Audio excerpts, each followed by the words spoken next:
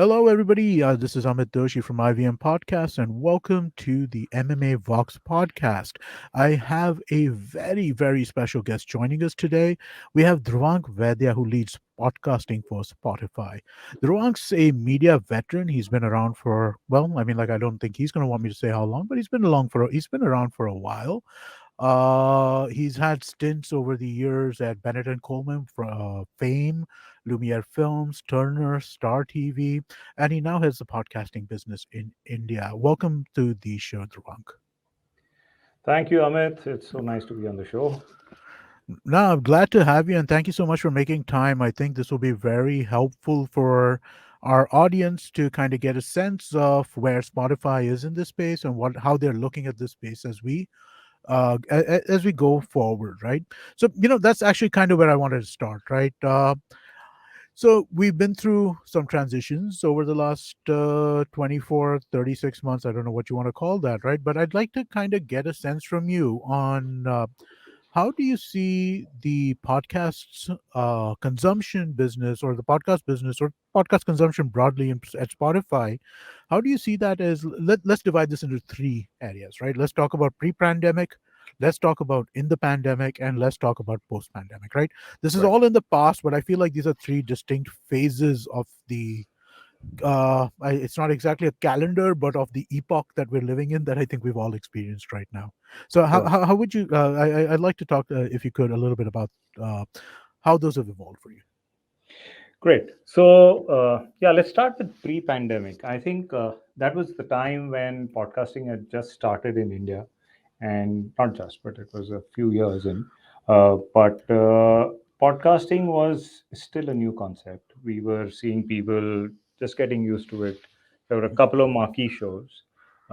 Most of the content was created in English. That was also the time when Spotify launched in India. Spotify Mhm. launched in India over 3.5 years back, and we were just starting to do podcasts. That was the time when we started to do our first originals. What we saw on our platform, and that is because most of the podcasts that get distributed in India also come onto Spotify. What we saw was primarily consumption of the global shows, maybe the big media houses or the big influencers or motivational speakers. We were seeing bunch of shows from that. That was also the time when we started creating a few of our own originals.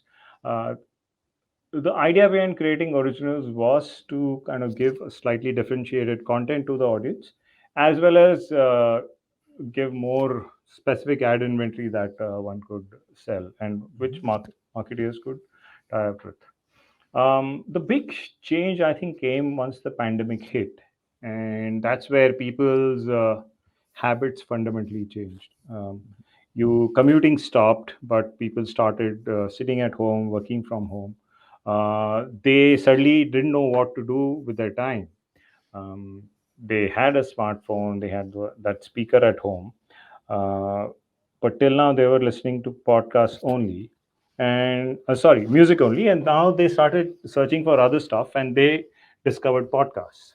So suddenly, when you are doing your chores at home, you're listening to podcasts, and when you went down for that walk, or when if you were allowed in your neighborhood, you started listening to podcasts. So slowly, people started fitting podcast listening into their routines, Mhm. and that's where we saw one big bump in consumption. And that was also the time when I joined Spotify in the middle of the pandemic. I kind of got onboarded online and met my team on Zoom, and that's how we started. And then we started creating a whole bunch of content because there was a lot of learning from the initial shows that we'd done. Mhm. We said, look, India is a big market. Most Indians like to consume entertainment in their mother tongues. So why don't we start creating a lot more content in Indian languages? Mhm. We anyways have global content coming on the platform. So we started creating content in Hindi to start with. And then, of course, now we are looking at Tamil, Telugu, Malayalam, and a whole bunch of Indian languages. So that, I think, hit its mark because we started seeing a huge growth in consumption. Mhm. because there's a much wider audience for Indian language content, and that showed a lot of growth. Plus, what we kind of started doing was started creating content that was familiar to our audience. So when you open the app, it's not just American shows or British shows that you're seeing actually Indian shows which have local relevance. And these shows were in topics that were familiar to you. It was business or finance, or it was storytelling. So it was something that was there, which was here and now, and had a lot of cultural relevance for you. And finally, when we got out of the pandemic, people started traveling again.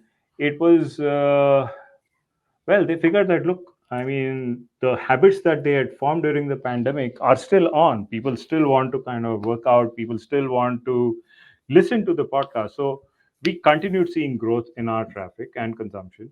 Um, Indian language content is still doing great for us, and we continue to make bigger shows, and we continue to kind of expand new genres and new kind of languages for creation. So yeah, that's a little bit of how we're seeing So things. that's interesting, right? I think that actually kind of lines up very closely with what we've seen at IBM, right? Like, so one of the things that we used to have is we used to have a big spike of listenership or downloads, right? I guess more we're downloads, not listenership, right? Right. But what we used to see is we used to see a big spike of downloads from probably about 6 a.m. India time to about 9 or 10 a.m. India time. And then we would see a flattening out, like, or a drop and then complete flattening out. And then again, we'd see a smaller but still not insignificant bump in the evening hours, right? From basically Right. 5 to 7, 8 p.m., something like that. And then it wouldn't go down to the same degree that it would go down during the day, but it would, like, kind of level out at a lower level. And once the pandemic came, we kind of saw that kind of thing flatten out almost completely. Right. Right. I mean, like, we throughout the day we're seeing downloads. There isn't really a morning and evening spike at all. And I think that speaks to what you're saying, right? Is that people had they had commute habits. Once we came out of the pandemic, those commute habits kind of became, or once we got into the pandemic, those commute habits got transferred into workout, chores, eating, drinking, etc., etc. And then you went back into the pandemic, and those habits remained. But then I'm starting to see the spikes again. Right, over the Yes. last 6 months, we are seeing, like, there is more people in the morning and in the evening, but it's not gone down to the same degree throughout the course of the day that it had earlier, which I think is interesting. Right. So yeah, no, it's kind of interesting how kind of similar this is. So I guess you mentioned languages, right? That, I mean, like, languages seems to be a space where you're finding traction at this point in time. Uh, do you have a sense of which languages, or does it not matter which languages? Do you have a sense of the listener who is listening in native languages? Because one of the things that we found is that even people who listen to content in other languages are comfortable with English. They just prefer the mother tongue. Is that does that kind of play out with your experience? How do you guys look at languages? Maybe expand on that a little bit. So yeah, I think the uh, see, as you said, I come from television. I've spent a Mm, lot of time in TV, and when you look at India's television viewership, we find that only 1% of viewership comes from English. mm, Hindi accounts for about 40%, sports and other stuff is around 10%, and South languages is around 30 to 40%. mhm, So there was a strong conviction that India wants to listen to consume content in their own language, and so once we started programming, some of the feedback that we got was very interesting, because even youngsters were telling us that, look, like, I'm a Tamil, I speak Tamil or I speak Malayalam at home, but I can't read it. mhm, But when I'm able to listen to the classic stories in my mother language, I really enjoy it, which is why I listen to them in my mother tongue, because mhm, there is no other way for me to consume this content very easily. So that was one big driver. The second is that, yes, while people are comfortable in English, and while English is a working language, when you're talking to your friends or when you're speaking at home, you're speaking in your mother tongue. mhm, So some of these factors come into play when they're consuming content as well. Is that we see a lot of listenership for, let's say, for our fiction content in mother tongues. Hmm. All when we do influencer talk sessions, or when we have shows driven by creators, they speak in their language, and their language could be English, Hmm. or a mix, but that's what connects them to their audience, and so I think that's what is driving the numbers for us. Interesting. Uh, what are your thoughts on English? I've always kind of been, I've been ambivalent about it. I feel like it is, the old Hindi saying, "Dhobi ka kutta na ghar ka na ghat ka." It feels a little like that to me. But what are your thoughts around it? Yeah. So see, I think when we are talking to creators, and we are saying that, look, create a podcast and talk to your audience or talk to your fans, then the fan or the audience wants to listen to the creator as if it's their friend, Hmm. and that is why they are following them, because they feel that bond with that person. And with audio, I mean, it's such a personal medium that when Hmm. you're just your headphones with when you're sitting with your headphones on and you're listening to your favorite person speak, it's as if like they're talking to you one on one. Hmm. And at that point in time, the English, the language that they are most comfortable with, is the best language to pick. So if they are using Hindi with a smattering of English, or the other way around, then that's absolutely fine. I think it's hard to be a language purist in these Hmm. situations, because ultimately you want to reach to your audience, and you want to Hmm. uh, touch that nerve, that feeling in them. So whatever language works for you. So No, no, I've completely changed my mind on this. This was how I used to kind of approach it. I was very dogmatic about this, that no, if you're doing it in English, you must do it in English. If you're doing it in Hindi, you must do it in Hindi. But I think what you're saying is exactly right. I feel that what we are seeing is that the when people are following a particular person and listening to that person's podcast, then whatever that person's audience is, it could be a English audience, it could be an English audience, it could be a Hindi audience, or a Tamil or Malayali. correct. Yeah. Okay. What about genres? What kind of genres do you think will work well, right? And again, maybe different languages have different genres that work. I know that that's something that we have seen at Pratilipi more broadly, right? Like, so for example, in Marathi, we know that crime thrillers work well. In Tamil, in Malayalam, we see a lot of family and social drama type stuff, right? So I know that we definitely have seen these kinds of Hindi thrillers and horror, and that's the kind of stuff that works really well, right? So we definitely have seen these kinds of preferences for language. But what do you think from a genre perspective? Is it language driven, or do you think that there are rules to be looked at across languages? So I think, firstly, if you look at audio, there are certain natural genres that lend themselves well to audio. I think motivation and inspiration is a big genre, Hmm. and that's where you can talk about motivation and inspiration from individuals, or through known leaders, or through books, etc. Whichever way, but I think that's a very big genre that we are seeing. um, Fiction is the other big genre, and in Hmm. fiction, it is about dramatized fiction, multi-character, multi-actor fiction, as well as single-person narrative, short stories, single episode stories. So that is also a very big space that we are seeing. The third space that we are seeing is this whole creator-driven shows, because I think this is one place where the creator gets so much freedom to express themselves. Hmm. It's not a less than a minute video, or it's not a few words that they can put out, but here they can actually have a conversation with their audience. Hmm. And I think that's the power of this medium, where you're able to connect very deeply with their audience.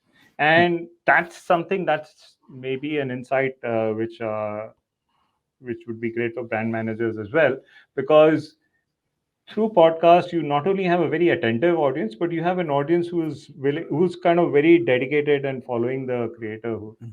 whose podcast they're listening to. So I think that's the other big genre that we're seeing. In terms of language differences, yes, we are seeing some differences across languages.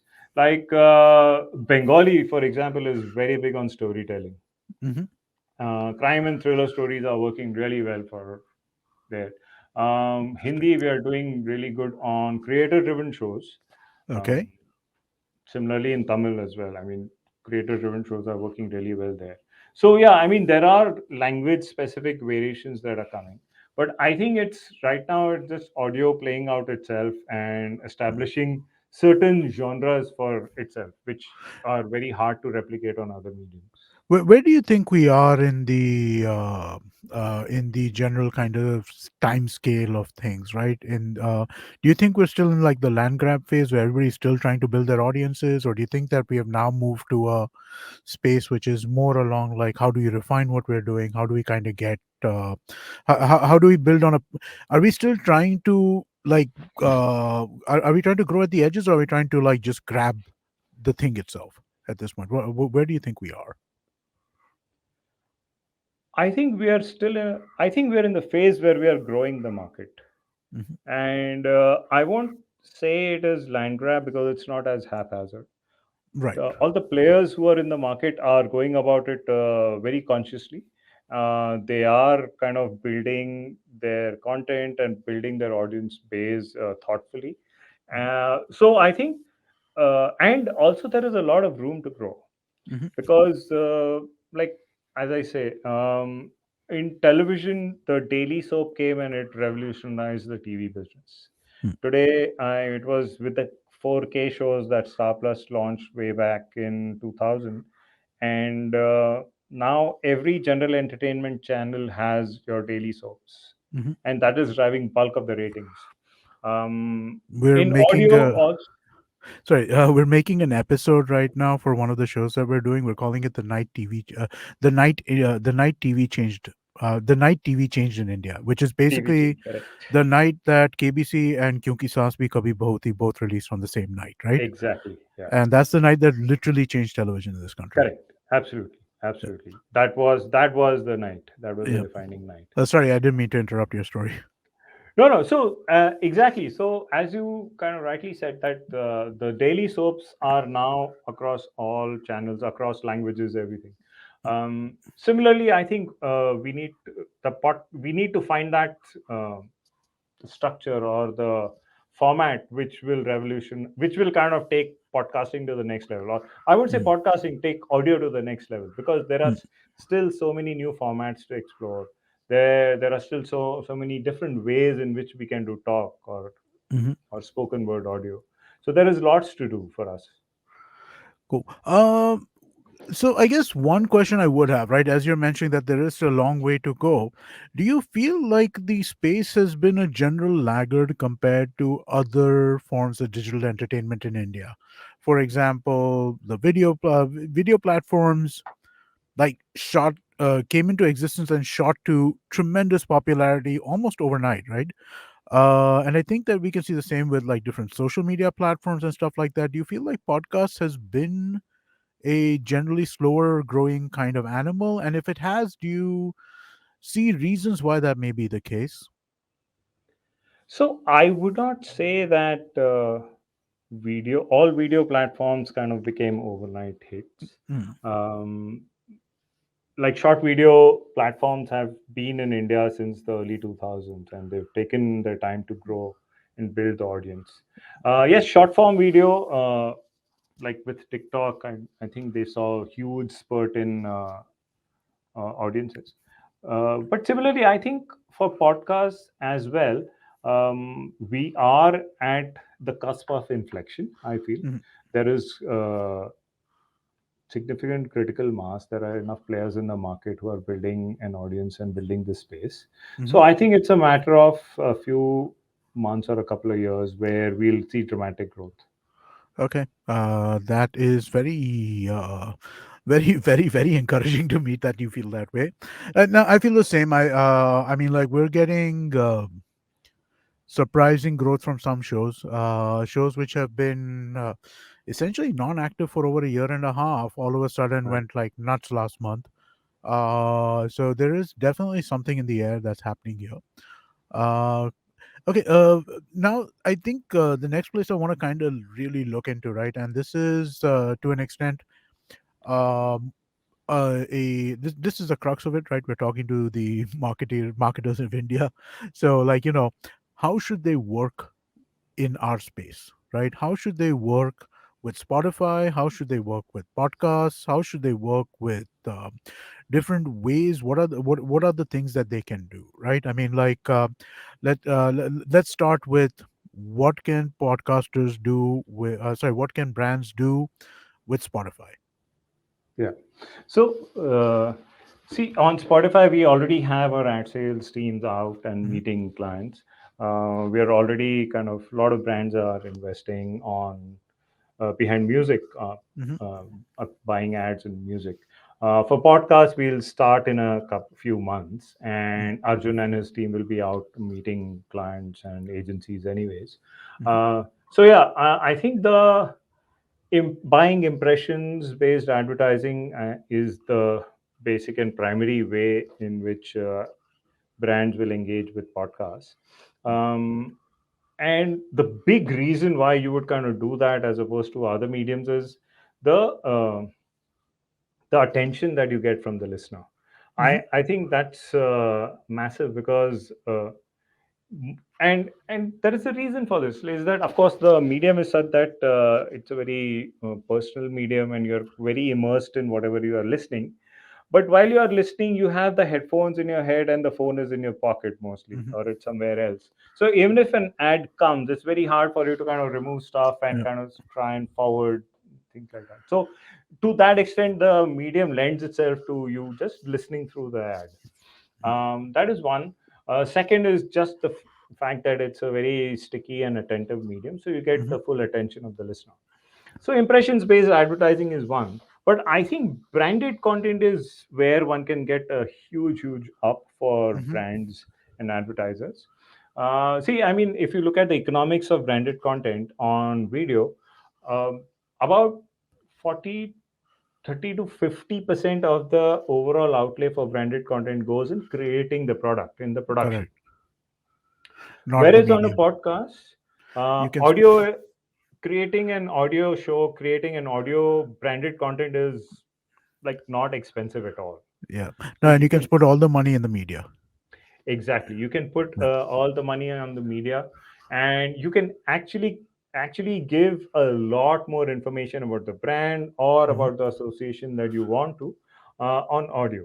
No, You the cost can structure is so different, right? We were talking to a brand recently where we're doing a 12-part series for them for the right, cost of less than what it took them to make like a 15-minute video, exactly. right? So, I mean, like, yeah, it's night and day in terms of cost. Correct. And in terms of visibility, like even after you create that video, you Hmm. have to put in so much money just to make your video visible.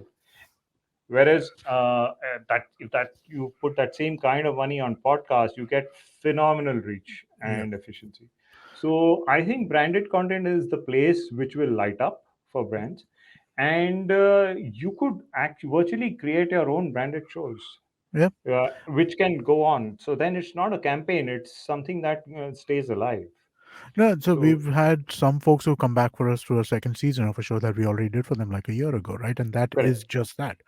right, I think ongoing is also a very powerful idea for what you're speaking about, right? There is a really interesting show created in the US by eBay, which was around how they can basically how to run a small business, right? right, And they every episode was like a little tip about like how to maintain your books, how to make sure that you're filing doing all of your filings correctly, make sure you're doing this, it's just all that kind of correct, stuff. And it was a long form project which had a tremendous benefit for the people who were on eBay, and it was also a great kind of acquisition strategy for them. correct, correct. Yeah, so similar. And if you look at let's say dating apps, Mhm. I mean, doing a dating-based reality show, or just kind of doing dating experiences, or doing a relationship based mental wellness awareness Mhm. show. There are so many things you can explore with limited cost, very high expertise. I mean, Hmm. for mental health, you can really get experts in and create a like really high quality show, um, and kind of just keep it live. So I think that space is lighting up as we speak, as you're suggesting, and I Yep. think there is a lot of potential there. Awesome. Thank you, Dhruvank, so much for your time. Unless, well, actually, no. Before I let you go, and I know we've kind of touched on this a little bit here and there. What are the so? What is? Can you expand on some trends, like let's say three trends that you see coming up in the coming years in the podcasting space? Right. What are the three things that you see happening in this space over the next few years that are not happening right now? And I probably should have given you a little bit of time to prepare this rather than just springing it at you on the last second. But hey, I put you on the spot. There you go. Yeah. So I think the first thing that I'm seeing is a growth in language shows, Hmm. right? We're seeing on Anchor, which is a creator tool, we're seeing content getting produced in 13 Indian languages. I think we'll see a lot more depth there. Second trend I'm seeing is a huge drive on creator-based shows. I Okay. think at IBM, you guys have started out with creator-based shows, but Hmm. a lot of DIY creators are coming onto Hmm. podcasting, and I will see. I think that is going to grow dramatically. Third trend is I think we'll go enter into spaces deeper, which have not yet been explored. Let's say it could be technology, or it could be MBA test preparation, or Sure. it could be just profiling international colleges to kind of go into. So topics like these can get covered in a lot of depth. What See, about one something? big Listen, sorry. sorry, please. Uh, Sorry. yeah, so I think one big thing that is happening is that today's youngsters are not reading as much as, let's say, you and I read. Hmm. But they have their headphones on all the time. Hmm. So I think listening is a very great medium for them to explore and find new content. That's what we see on Spotify. I mean, we have a huge Gen Z population on Spotify, and a large number of them listen to podcasts. So we see a lot of them consuming a wide variety of content. You said this and it just sparked a thought, right? It's a little unrelated, but thanks for those answers. But I guess my one thing that sparked in my mind was, what about Spotify Green Room and stuff like that? Do you see that having an impact in terms of how podcasts go? Because I think there is something about that live call-in uh, feeling, right? That is difficult to replicate in just like, a static show, if you will. Right. And static sounds pejorative. I don't mean to be pejorative, but, rather than just a simple show, the idea of of people calling in, right? There's something very dynamic about that in my mind. Right. So yes, I think there is people calling in and you doing a live show is definitely a very interesting format. I think we need to crack the content moderation bit there, Mm, because I mean, people can call in and say anything that they want. mm. Yeah. So I think that content screening moderation is very important for this space to be safe, and Mm, for us to do really good content. mm. Interesting. Thank you so much, Dhruvank. I really appreciate you giving us the time to go through this discussion. Any last words before we leave? No, I think I'm like continue to be excited about this, about podcasts. I think there is a lot more formats for us to explore, and it'll be like really interesting once ad sales opens up for us to kind of go and have conversations with brands and marketeers to see what we can do together. Well, that sounds So yeah, great. really looking forward to it. Awesome. Thank you very much. Thank you, everybody. This was the MMA Vox podcast. Look forward to talking to you again in 2 weeks.